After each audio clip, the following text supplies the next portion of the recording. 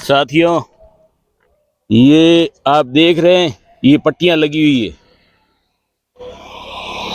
ये मलार रोड पर लगी हुई है, जहां पर ये बाबा का मंदिर बना हुआ है, रामदेव जी का। हम लोग यहाँ पर रोज सुबह बैठते हैं और कल रात में यहाँ पर अभी इतना फर्क आ गया है। कल तक तो हम आए थे तो यहाँ पर ये पट्टियां नहीं थी।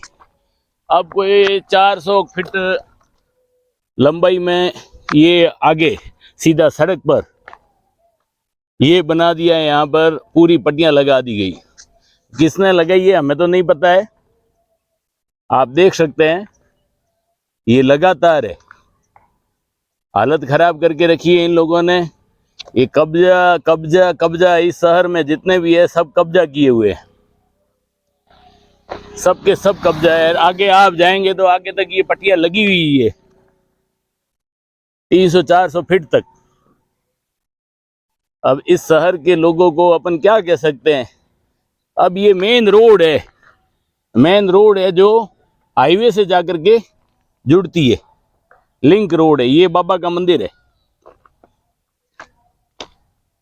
ये यहाँ पर बाबा का मंदिर है और बाबा के मंदिर के आगे मेन रोड पर ये इस तरह से पट्टियां लगा दी है।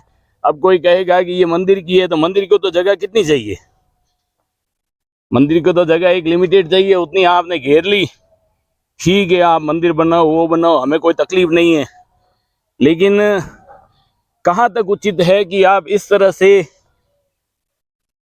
कब्जे कर रहे हो और इस शहर की करोड़ों अरबों रुपए की जमीन इस तरह के कब्जों में आपने सेट कर दी।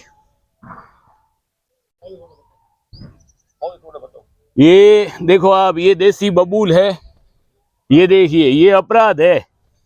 देसी बबूल को तोड़ना, काटना, ये सब अपराध है। लेकिन इन्होंने तो देसी बबूल को भी नहीं छोड़ा। वो देखिए उधर देसी बबूल भी इन्होंने काट करके फेंक दिए। क्यों फेंक दिए भाई, किससे पूछा था। देसी बबूल को काटना अपराध की श्रेणी में आता है। ये देखिए आप, जेसीबी ला करके उसको काट दिया।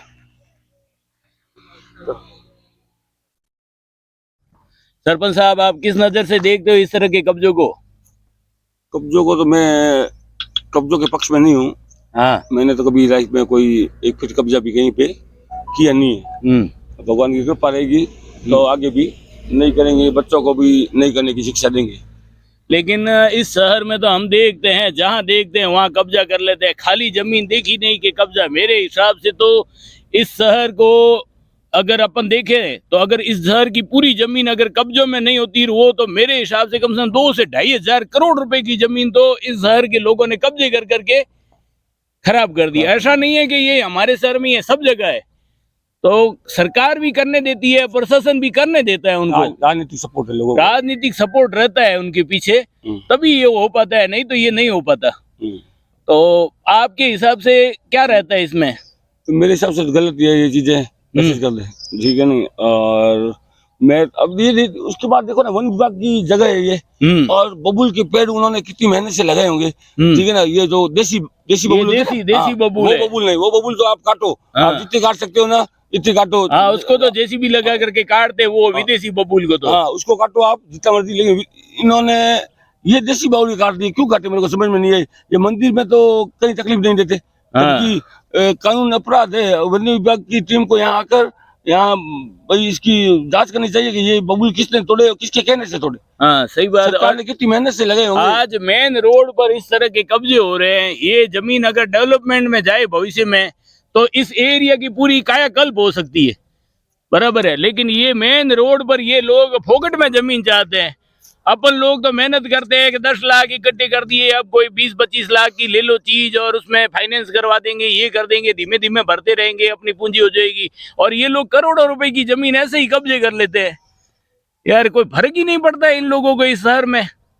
नहीं पड़ता भाई साहब, क्या करें लोग। अभी कहीं ना कहीं प्रॉफिट मिला होगा तब करते हैं। प्रॉफिट तो इनको मिलता ही है। मैंने तो पहले भी वीडियो बना के कहा है कि इस शहर के जितने भी करोड़पति अरबपति है ना, चाहे वो किसी भी समाज धर्म से है, ये नहीं है कि भैया मैं फलाने वाला ने को किसी को कह रहा हूँ।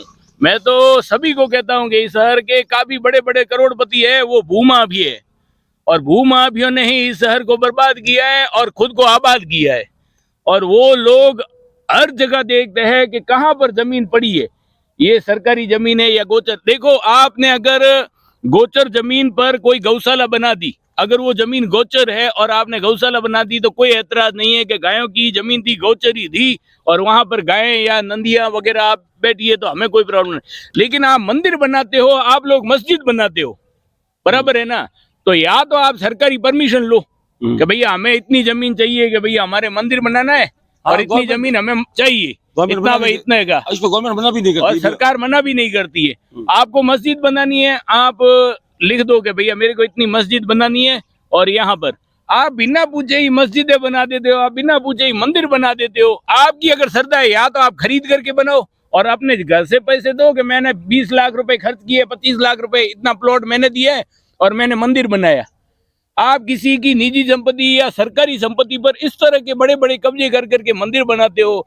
हमारे तो मतलब सिद्धांतों के ये चलो विपरीत है। तो ये भी बोल दिया कि चलो मंदिर भी बना दिया, वो भी उसके भी पक्ष में आऊँ, चलो मंदिर मस्जिद का मैं मना लेकिन नहीं करता। मंदिर मस्जिद की जमीन कितनी चाहिए हाँ, आपको? तो जमीन कितनी चाहिए उसमें, ये देखो ना। हाँ। इन्होंने जमीन ले ली कोई आधा किलोमीटर, आधा आधा किलोमीटर पर आप मेन रोड पर इस तरह के कर देते हो यार। बोले करोड़ों तो- रुपए की जमीन है। समझ लो कितना बीघा हो जाती है, बीघों में जमीन इन्होंने ले ली है। और जमीन की कीमत होगी कम से कम ये यहाँ 30-40 लाख रुपए बीघो, तो कोई 5-4-5 करोड़ आगे कितनी लंबी खींचेंगे क्या पता। बहुत ज्यादा है यार, ये तो बहुत ज्यादा हो गया यार। अब ये ले ले कोई 500 फुट, 1000 फुट, 2000 फुट नीचे आगे- पीछे ले ले तो कितनी हो जाएगी जमीन? अपने को तो समझ के बाहर है साथियों।